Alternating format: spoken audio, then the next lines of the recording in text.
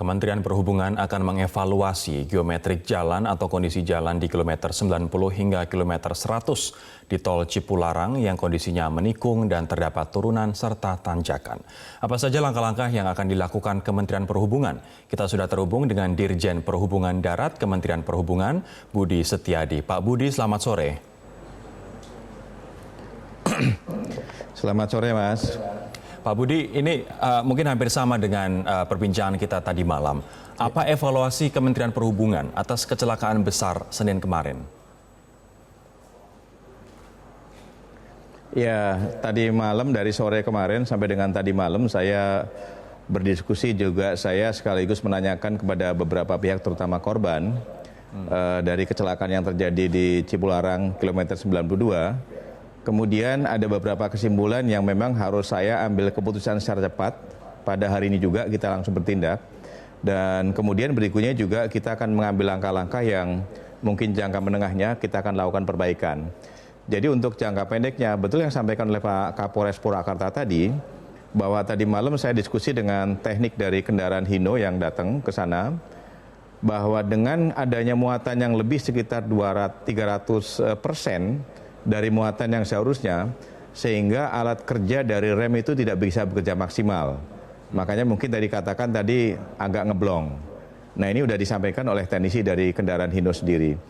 Kemudian berikutnya, memang alinyemen geometrik dari jalan itu, selain jalannya turunan cukup panjang, saya katakan bukan turunan tajam ya, panjang, tapi kemudian adalah belokan ke kiri. Ini yang nanti kemudian hari Jumat besok saya akan berdiskusi dengan semua yang terkait, terutama dari pihak BPJT, kemudian PU Bina Marga. Kita akan melakukan audit terhadap kondisi jalannya. Tapi kemudian selain kondisi jalan juga kita lakukan audit. Penanganan kita berikutnya adalah yang paling penting adalah kepada kendaraan yang overloading maupun overdimensi. Saya sudah perintahkan hari ini kepada pelaksana saya untuk PPNS, dan tadi malam juga saya sudah koordinasi. Saya sepakat yang disampaikan oleh Kapolres Purwakarta, pemeriksaan tidak hanya berhenti kepada pengemudi saja. Siapa yang menyuruh untuk melakukan kendaraan bisa mengangkut overloading, itu juga harus bertanggung jawab juga gitu.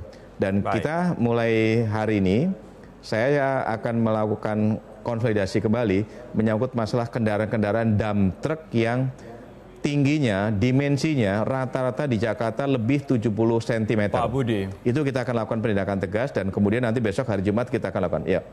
Pak Budi, terkait dengan kemungkinan adanya jembatan timbang sebelum masuk tol, kapan ini akan direalisasikan, Pak? Kemarin saya sudah bicara dengan Pak Profesor Danang, Kepala BPJT. Jadi sebelum tahun 2020, BPJT termasuk operator jalan tol, jasa marga dan sebagainya, pada tempat-tempat yang prioritas, mungkin kawasan-kawasan pintu masuk dari kawasan industri, itu akan dipasang dengan alat WIM. Nah, WIM ini secara akan mendeteksi mobil-mobil truk itu yang ketahuan overloading, itu akan terdeteksi. Dan kalau ketahuan terdeteksi, ini yang kita butuh pemahaman secara teknis. Jadi operator jalan tol hanya untuk melaksanakan pengawasan saja, tapi penindakannya itu harus oleh kepolisian. Jadi Jumat itu kita akan duduk satu meja dengan jasa marga, dengan BPJT termasuk dengan kepolisian. Dan kita harapkan, saya akan mencoba mempercepat bahwa di tahun 2020 semua jalan tol di Indonesia, karena memang butuh satu aspek keselamatan yang cukup tinggi, di mana kita lihat kecelakaan sampai dengan melibatkan 20 kendaraan kan di jalan tol, bukan jalan negara.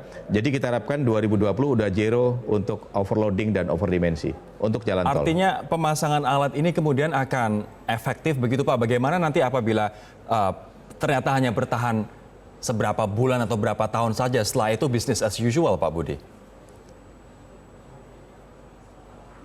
Saya kira yang nanti mau kita lakukan tidak hanya dalam pembangunan bidang infrastruktur saja, tapi juga adalah sistemnya, termasuk juga adalah SOP-nya. Karena sebetulnya yang mau kita lakukan adalah bukan dalam rangka untuk punishment saja, tapi adalah untuk mengedukasi.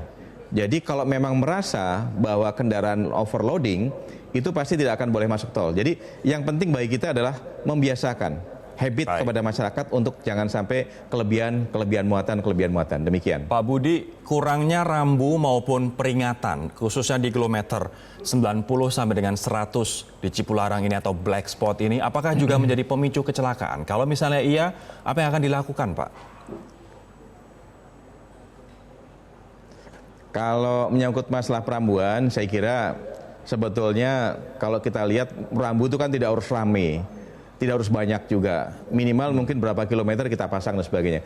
Tapi kalau memang dirasakan kok kemudian terutama untuk rumble strip yang ada di sana garis kejutnya kurang, terutama itu sehingga nanti masyarakat pada lokasi yang black spot tadi antara kilometer ruas jalan 90 sampai dengan 95 itu memang dirasakan sebagai black spot, kita akan minta kepada jasa marga untuk menambah kembali sehingga pada lokasi itu minimal masyarakat akan memperlambat kendaraan dan kemudian masyarakat akan berhati-hati.